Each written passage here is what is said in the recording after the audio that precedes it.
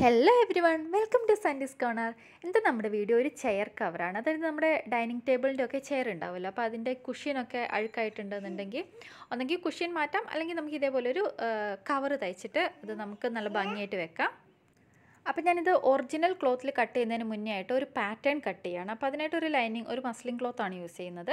അപ്പോൾ നമുക്ക് അത് വെച്ചിട്ട് ഇതിൻ്റെ പാറ്റേൺ കറക്റ്റായിട്ട് ആ ചെയറിൻ്റെ സൈസിൽ നമുക്ക് ഈ ക്ലോത്ത് വെച്ചേച്ച് നമുക്കൊരു പേൾ പിൻ വെച്ചിട്ട് അതെല്ലാം സെക്യൂർ ചെയ്തെടുക്കാം. അപ്പോൾ നമുക്ക് ആ ഒരു ഷേപ്പ് കിട്ടുമല്ലോ. അതിനുശേഷം നമുക്കിത് അഴിച്ചേച്ച് നമുക്കത് ഒറിജിനൽ ക്ലോത്തിലേക്ക് നമുക്ക് മാർക്ക് ചെയ്ത് കട്ട് ചെയ്തെടുക്കാൻ പറ്റും. അപ്പോൾ ഫസ്റ്റ് നമുക്കതിനായിട്ട് ഇപ്പോൾ ഈ കാണുന്നത് പോലെ, അതായത് നിങ്ങളുടെ ചെയറിൻ്റെ ഷേപ്പ് ഏതാണോ ആ ഷേപ്പിനനുസരിച്ചിട്ട് നമ്മുടെ ഈ മസ്ലിൻ ക്ലോത്തിനെ കവർ ചെയ്ത് ഇതേപോലെ പേൾ പിൻ വെച്ച് ആ ഷേപ്പിനനുസരിച്ചിട്ട് പിൻ ചെയ്ത് നമുക്ക് ആ ഒരു ഷേപ്പ് ഫസ്റ്റ് ഉണ്ടാക്കിയെടുക്കാം. അപ്പം ഞാൻ അതിൻ്റെ മേൽഭാഗം ഇതേപോലെ സെക്യൂർ ചെയ്തു. അപ്പോൾ താഴ്ഭാഗത്തേക്ക് വരുന്നിടത്ത് ഒന്ന് കട്ട് ചെയ്യാണ്. ആ കേവ് വരുന്നിടത്ത് ഒന്ന് കട്ട് ചെയ്ത് ഫുള്ളായിട്ട് കട്ട് ചെയ്യുന്നില്ല, രണ്ട് സൈഡും ഒന്ന് കട്ട് ചെയ്തെടുക്കുകയാണ്. അപ്പോൾ ഈ വീഡിയോയിൽ കാണുന്നത് പോലെ ഇതേപോലെ നമുക്ക് ആ ഒരു സൈഡ് ഒന്ന് കട്ട് ചെയ്തെടുക്കാം. അപ്പോൾ നമുക്ക് കുറച്ചുകൂടി നല്ല വൃത്തിക്ക് അത് നല്ല കവറായിട്ട് കിടക്കും. അപ്പോൾ അത് താഴേക്കുള്ള ഭാഗം ഒന്നുകൂടി നല്ല ഫിക്സ് ആയിട്ടിരിക്കും. താഴത്തെ ഭാഗത്തെ ഈ ബാക്ക് സൈഡ് നമുക്ക് ഒരു ബെൽറ്റ് സ്റ്റിച്ച് ചെയ്ത് അവിടെ ചെയ്തിട്ട് നമുക്ക് സ്റ്റിച്ച് ചെയ്ത് പിടിപ്പിച്ച് നമുക്ക് കെട്ടിവെക്കാം. ഫ്രണ്ടിലത്തെ ഭാഗം നമുക്ക് ആ ഒരു ചെയറിൻ്റെ ഷേപ്പിനനുസരിച്ചിട്ടൊന്ന് ഇതേപോലെ ഒന്ന് പേൾ പിൻ വെച്ചിട്ട് നമുക്കൊന്ന് പിൻ ചെയ്ത് ആ ഒരു ഷേപ്പ് ഒന്ന് ഉണ്ടാക്കിയെടുക്കാം. അപ്പോൾ ഇതേപോലെ ഒരു സ്ക്വയർ, രണ്ട് സൈഡിലും ഒരു സ്ക്വയർ പോലെ കിട്ടാൻ വേണ്ടിയിട്ട് നമ്മളൊരു കേവ് ചെയ്ത് അതിനെ ഒന്ന് പിൻ വെച്ചിട്ടൊന്ന് ഫിക്സ് ചെയ്തെടുക്കുകയാണ്. ഇപ്പോൾ ഈ കാണുന്നത് പോലെ ആ ഒരു സ്ക്വയർ ഷേപ്പ് താഴേക്ക് കിട്ടണം. അതേപോലെ നമുക്കൊന്ന് പിൻ ചെയ്തെടുക്കാം. അപ്പോൾ നമുക്ക് അങ്ങനെ ഒരു ഷേപ്പ് അവിടെ കിട്ടിയിട്ടുണ്ട്. ഇനിയിപ്പോൾ നമുക്കത് ചെയറിൽ നിന്ന് ഇത് ഊരിയെടുക്കാം. അപ്പോൾ ഊരിയെടുക്കുമ്പോൾ നമ്മൾ ആ പിൻ ചെയ്ത് വെച്ചിരിക്കുന്ന പിന്നൊന്നും പോവാതെ തന്നെ പയ്യെ നമുക്കത് ഊരിയെടുക്കാം. അതേന്ന് എന്നുവെച്ചാൽ നമുക്ക് ഇപ്പോൾ നമ്മൾ ഈ പിൻ ചെയ്ത് വെച്ചിട്ടുണ്ടല്ലോ, ആ എല്ലാ ആ സൈഡിൽ കൂടെ എല്ലാം ആ പിന്നിൻ്റെ ആ മാർക്കിങ്ങിലൂടെ നമുക്ക് ശരിക്കും ഒരു ചോക്ക് വെച്ചിട്ട് മാർക്ക് ചെയ്തെടുക്കാം. എന്ന് വെച്ചാൽ നമുക്ക് ആ പിന്നങ്ങ് അഴിച്ച് കളയാം. അതേപോലെ തന്നെ നമ്മൾ ഈ പിൻ ചെയ്തിട്ടുള്ള എല്ലാ ഭാഗത്തും ഇതേപോലെ നമുക്ക് ചോക്ക് വെച്ച് മാർക്ക് ചെയ്തിട്ട് ആ പിൻ അതിൽ നിന്ന് ഊരി മാറ്റാം.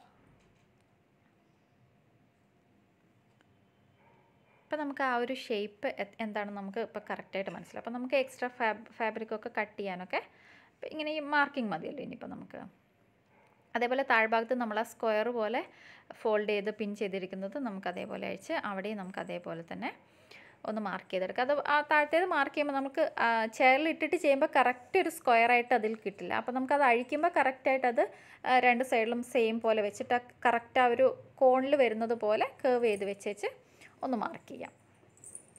രണ്ട് സൈഡും മാർക്ക് ചെയ്ത് വെച്ചാൽ രണ്ട് സൈഡും തമ്മിലൊന്ന് വെച്ച് നോക്കുക.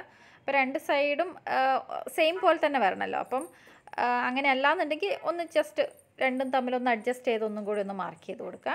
അതിൻ്റെ ചെറിയൊരു ഡിഫറൻസ് ഉണ്ടായിരുന്നു. നമ്മൾ അതൊന്ന് മാർക്ക് ചെയ്ത് കറക്റ്റ് തന്നെയായിരിക്കും. നമുക്ക് പിൻ ചെയ്യുമ്പോൾ കറക്റ്റ് അത് കിട്ടത്തില്ലല്ലോ. അപ്പോൾ ഇങ്ങനെ അഴിക്കുന്ന സമയത്ത് അതൊന്നും കൂടി നോക്കിയാൽ എന്താണെന്ന് വെച്ചാൽ കറക്റ്റായിട്ടൊന്ന് മാർക്ക് ചെയ്താൽ മതി. ഇപ്പോൾ ഇതാണ് നമ്മുടെ പാറ്റേൺ കിട്ടിയിട്ടുള്ളത്. ഇനിയിപ്പോൾ നമുക്ക് ഇതിൽ നിന്ന് ഈ മാർക്ക് ചെയ്തത് കഴിഞ്ഞിട്ടുള്ള എക്സ്ട്രാ ഫാബ്രിക്കൊക്കെ കട്ട് ചെയ്ത് കളയണം. നമുക്ക് അപ്പോൾ ആ ഒരു സീം അലവൻസ് വിട്ടേച്ച് ബാക്കി നമുക്ക് കട്ട് ചെയ്ത് കളയാം. ഒരു 1 ഇഞ്ച് സീം അലവൻസേ ഞാൻ വിട്ടിട്ടുള്ളൂ, ബാക്കി അത് കട്ട് ചെയ്ത് കളഞ്ഞു. മേൽഭാഗമേ കളയേണ്ട ആവശ്യമുള്ളൂ. താഴത്തേത് നമ്മൾ അടിയിലോട്ട് വള്ളി വെച്ചിട്ട് കെട്ടാൻ പോകുകയാണല്ലോ, അപ്പോൾ അതുകൊണ്ട് അത് കട്ട് ചെയ്ത് കളയേണ്ട. അവിടെ നമുക്ക് ആ റോ എഡ്ജസ് മുഴുവൻ നമുക്ക് നല്ലതായിട്ട് ഡബിൾ ഫോൾഡ് ചെയ്ത് സ്റ്റിച്ച് ചെയ്യുകയോ അല്ലെങ്കിൽ ഓവർലോക്ക് ചെയ്യുകയോ എന്താണെന്ന് വെച്ച് ചെയ്യാം.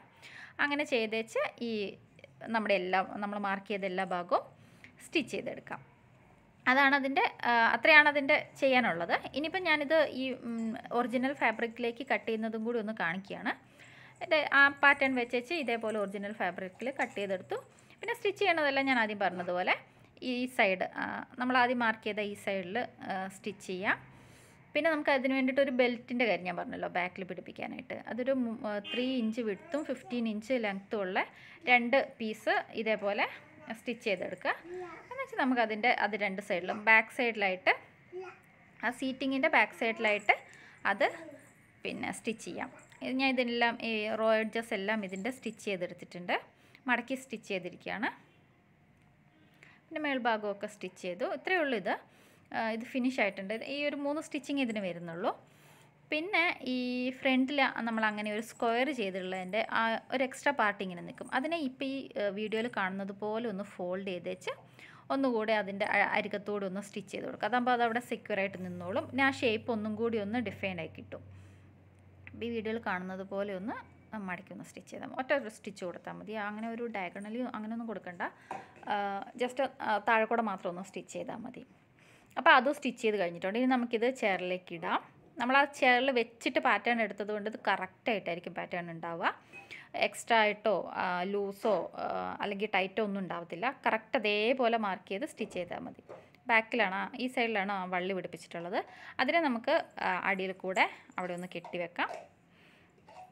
പിന്നെ ഫ്രണ്ടിൽ നമ്മൾ സ്ക്വയർ പോലെ ഓൾറെഡി സ്റ്റിച്ച് ചെയ്തതുകൊണ്ട് അത് അവിടെ കറക്റ്റ് ഫിക്സ് ആയിട്ട് തന്നെ നിന്നോളൂ. അപ്പോൾ ഇത്രയേ ഉള്ളൂ. ഇത് ഭയങ്കര ഈസി ആയിട്ട് ചെയ്തെടുക്കാവുന്നതാണ്.